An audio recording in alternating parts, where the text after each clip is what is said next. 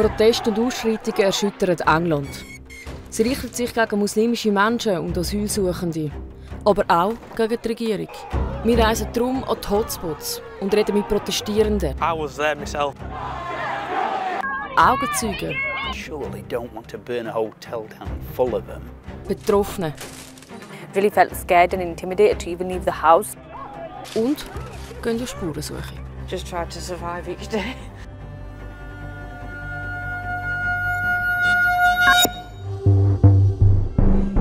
Wir sind gerade in Rotherham bei dem Hotel Holiday Inn, wo Asylsuchende untergebracht waren. Und das ist eigentlich einer dieser Hauptschauplätze von diesen Krawall. Ende Juli tötet ein 17-jähriger 3 Kinder an einem Tanzworkshop in Southport. Nach der Tat ist die falsche Information umgegangen, dass es ein Asylsuchender sei. Daraufhin hat zum Beispiel ein bekannter rechtsextremer Influencer zu Protesten aufgerufen. Und es ist im ganzen Land zu Ausschreitungen gekommen. Besonders im Norden. Auch in Rotherham.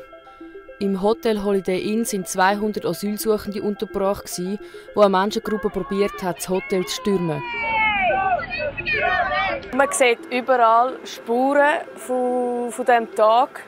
Hier zum Beispiel die Steine haben sie anscheinend weggerissen, am Boden gerührt und dann mit denen eigentlich die Scheiben hier oben eingeschlagen.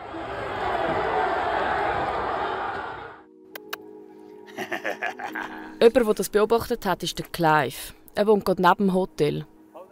We moved here for a quiet life, and then we get something like this happening on our doorstep. There are people who are vehemently against the immigrants being here, and in a way it's easy to understand that point of view. It seems ludicrous that you would put 200 plus immigrants of whatever nationalities in a hotel in a spot that's highly residential, full of younger married couples with children, school children. Besonders Angst hatte Clive, als er ein Feuer gesehen hat. Hello? Yeah, thanks, love. Can you see the fire? Very afraid, very worried. What if that spreads? You know, where are those people going to go? I surely don't want to burn a hotel down full of them, but that would have been the outcome of it all. Wir trafen auf den 25-jährigen Josh. Er war auch dabei bei diesen Krawall vor dem Hotel. Well, it got as bad as it did with them protests, riots, whatever you want to call them, like, because a lot of people have been left unheard. Well, I was there myself, but I kept away from trouble. My initial feelings when I saw the fire starting, I was a bit nervous. I was like, right, well, why is this going to escalate to? Because you've seen how quick fires can spread, like, and it was a massive hotel. Just like, it's not really. I don't agree with it. Like, I agree with a peaceful protest, but not what it escalated to. Like, one of my mates is a police officer, and he messaged me, like, one of my mates who got injured. I was like, I don't agree with it. Why did you go there? Just for the fact that I don't agree with the people who was inside. That there wasn't families, etc. It was a lot of middle-aged men, and they were following young girls around a local river. Ob es dort wirklich zu so Vorfällen gekommen ist, lässt sich nicht überprüfen. Never left Rotherham, so. How would you say it has changed the city since in the last years? Massively, and not for better. It's got a lot worse. Like, I'm not racist, but like, I think you need to control how many people are coming in. Während Nettoeinwanderungszahlen lang konstant geblieben sind, schiessen die Zahlen seit dem 2021 in die Höhe. Ein wichtiger Grund ist der Brexit und die damit verbundene Visaerleichterung für Nicht-EU-Bürger. The problem that is perceived by the right in Britain is that people come over with their dependents, hoping to benefit from the system of welfare. Even before Brexit, people who came over, the people who contributed the biggest numbers to inward migration were people who wanted to build careers in Britain, very often skilled people. Laut den aktuellsten Zahlen gibt es gegenüber 2023 allgemein keinen Anstieg von Kriminalitätszahlen in England. Was aber leicht zugenommen hat, sind zum Beispiel Raub oder Vorfall mit Messer. Wir reisen auf Leeds. Auch dort hat es Proteste gegeben. Die Auswirkungen sind immer noch spürbar, besonders bei den Menschen mit Migrationshintergrund. I've never had anything like this, and I have a son here who is 4 years old. So I'm afraid, how will he be accepted here if he'll still be accepted at English, because he's English, he has the passport and stuff. So. I heard from other shop owners that the business has been bad because people. Bad due to the riots, obviously. The EDL rioting around the country is affecting a lot of businesses because a lot of people are scared to come out due to the riots. How does it make you feel? It's not a nice feeling, is it? Especially when it's Muslims being targeted. When in reality it is not all Muslims like we just want peace, we don't want war. Die Gründe für die Ausschreitungen sind laut dem Politexperten Mark Garnett verschiedene. The chief factors are economic, cost of living crisis. Partly there's a north-south divide factor, although that's been around for a very long time. But the Southport incident gave a pretext for people who've been concerned about migration and have felt that somehow Britain's problems would be solved by reducing inward migration. Ein Ort, wo die Krise besonders spürbar ist Little London. Eine arme Gegend in der Nähe von Rotherham. Well, we have over 130 people living in our flat top houses.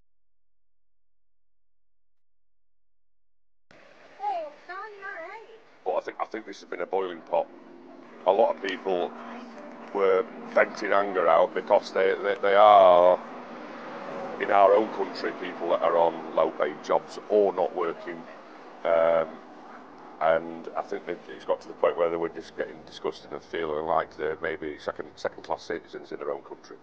So I appreciate why people did go crazy, but it was certainly not the right thing to do, in my opinion. I wouldn't say that they're angry, but they're definitely, upset about the conditions around here, about the problems that they're having, and no help coming from our central government. The south of England still benefits from London's power, but in the north it's been very difficult to replace manufacturing industry. The south is prosperous and the north is increasingly impoverished. Those are the areas which could be seen as tinderboxes, where the people living in those communities are full of resentment naturally about what's happened to their cities and towns for the last 5 decades. And to then be kind of used as, and the words are used very often, a dumping ground for asylum seekers, you can see how that really contributes to rising tension. They do struggle to make their rent, they do struggle to pay their bills, and eventually they do turn to places like food banks for free food. And that's even for some people who are actually working. Eine davon ist eine dreiköpfige Familie, die wir treffen. Der Jeff, die Rachel und ihre 8 Monate alte Tochter Luna. I don't think it's fair that the government's making a bracket between 2 people when they should treat all people equally. You don't understand the anger. Yes, I understand where they're coming from. So do you feel this anger as well? Myself, yes. We talked about the main problems in this area. Yes, it's the housing, the conditions the houses are in, and the rent that some of the landlords are wanting. There was no ventilation, it was single glazed windows, mould were growing on his clothes, it's awful. Not like I want for a student in here, never mind a kid. Not very big. Yeah.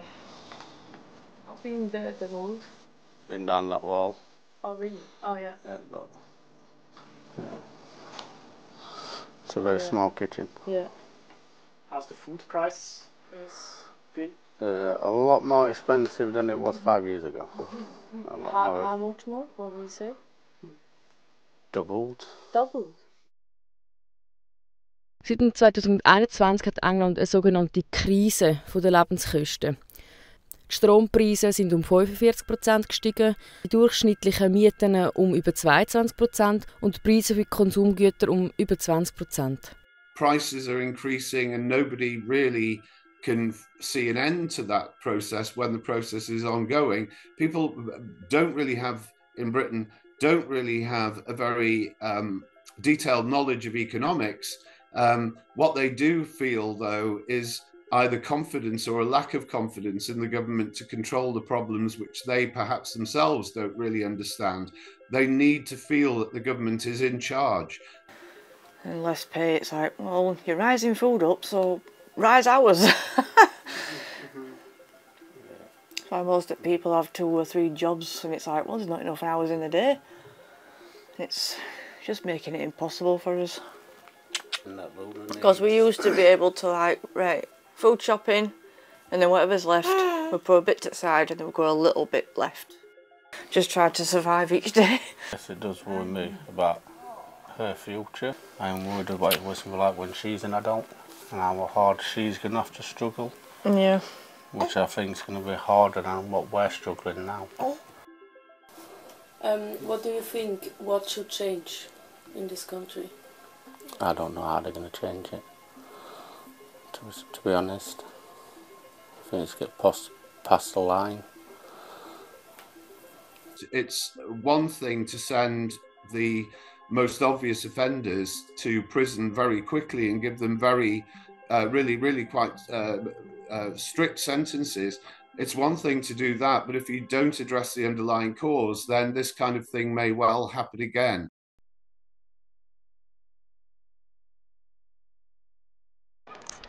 Für den zweiten Teil gehen wir auf Town. Dort leben hauptsächlich Musliminnen und Muslime. Yeah. That's Middle Eastern as well. Okay, I think that's perfect. Yeah, and the arms and everything. Comes with the scarf as well, I think. Yeah, wir wollten herausfinden, wie das für sie ist. Really felt scared and intimidated to even leave the house. The people who don't want to stay with us, they sold us the house. So it's not us, but they're going away. When you go to towns like, I don't know, maybe like Wakefield and what else, Huddersfield and Doncaster, you'll get looked up and down like, oh, what are you wearing?